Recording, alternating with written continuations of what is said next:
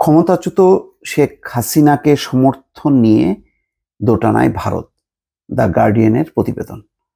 এখানে বলা হচ্ছে বাংলাদেশের প্রতি দৃষ্টিভঙ্গি পর্যালোচনা করার জন্য নয়াদিল্লিকে আহ্বান বিশ্লেষকদের।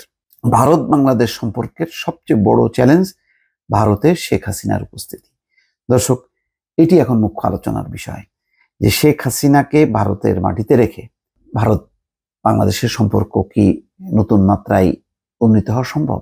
সম্ভব না।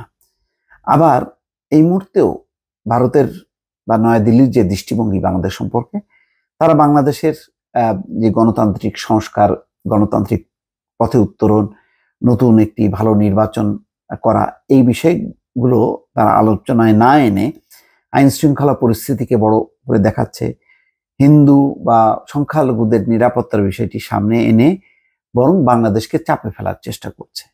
সেই কারণে এই বিশ্লেষকরা বলছেন যে নয়াদিল্লিকে পর্যালোচনা করতে হবে যে তার আগের নীতি ছিল যে শেখ হাসিনা, আওয়ামী লীগ এবং ভারতের সম্পর্ক, এটাকে এক করে ফেলেছে। ভারত কখনো বাংলাদেশের জনগণ বা বাংলাদেশের জনগণকে প্রতিনিধিত্ব করে অন্য কোনো দলের সঙ্গে তারা সম্পর্ক স্থাপন করেনি এবং তাদের নিজেদের আঞ্চলিক কিছু স্বার্থ এবং নানাবিধ কারণে তারা কেবলমাত্র একটা দলের উপর নির্ভর করেই তাদের কূটনীতিটা সামনে এগোতে চেয়েছে, যেটি বড় ধরনের একটি ধাক্কা খেয়েছে এবং আস্তে আস্তে বাংলাদেশে ভারত বিরোধী মনোভাব তীব্র হয়েছে এবং শেষ পর্যন্ত 5ই আগস্ট গণঅভ্যুত্থানের মধ্য দিয়ে একেবারে পুরোপুরি ভারত ছিটকে পড়ে। এখানে শুধু শেখ হাসিনা দিল্লিতে পালিয়ে গেছে বিষয়টা তা না, একই সঙ্গে ভারতেরও বড় ধরনের একটি বিপর্যয় ঘটেছে এই অবস্থার মধ্য দিয়ে। এখন শেখ হাসিনাকে নিয়ে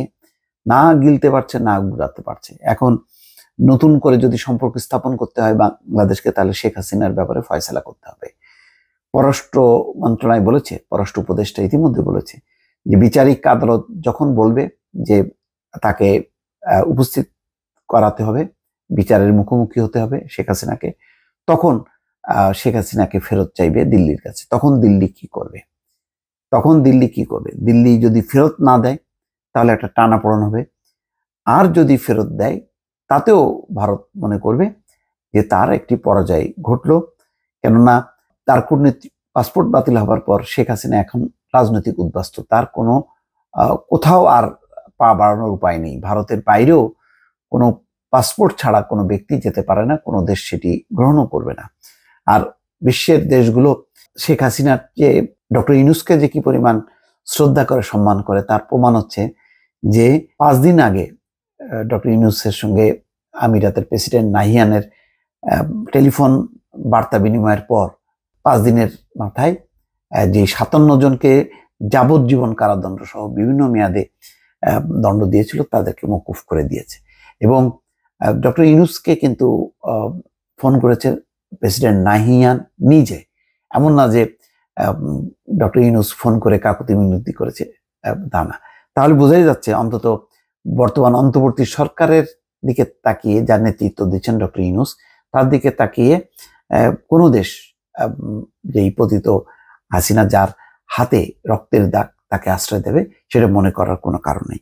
ফলে সব মিলিয়ে ভারত দারুণভাবে কোণঠাসা হয়ে পড়েছে এবং এই সুযোগে পাকিস্তান এবং চীন অন্তর্বর্তী সরকারের সঙ্গে ঘনিষ্ঠ করেছে। একই সঙ্গে তারা জামাত বিএনপির সঙ্গেও সম্পর্ক স্থাপন করেছে নতুন ভাবে, নতুন উদ্দীপনা নিয়ে, যাতে পরবর্তী নির্বাচনে যারা ক্ষমতা আসবে তাদের সঙ্গে পাকিস্তান এবং চীনের ভালো সম্পর্ক থাকে। সব মিলিয়ে একটি এক ধরনের বড় ধরনের বিপর্যয় বলা যায়। আজকে যদি দিল্লির কূটনীতি যদি শুধু হাসিনামুখী না হয়ে এটা যদি বহুমাত্রিক থাকতো, তাহলে কিন্তু আজকে এই বিপর্যয়ের মধ্যে পড়তো না। তো এই বিপদটা ভারত নিজেই ডেকে এনেছে। এখন এই বিপদ থেকে তাকে উদ্ধার হইতে হবে কিভাবে, সেটি পররাষ্ট্রনীতি নিয়ে যারা গবেষণা করেন তাদের এবং তাদের আভ্যন্তরীণ যে কূটনীতি, সেই কূটনীতির দৃষ্টিভঙ্গিটা তাদের পরিবর্তন করতে হবে। এছাড়া বাংলাদেশের সাথে ভারতের সম্পর্ক গভীর হবার কোনো উপায় নেই বলেই অনেকে মনে করেন। দর্শক, ভালো থাকবেন। আল্লাহ হাফেজ।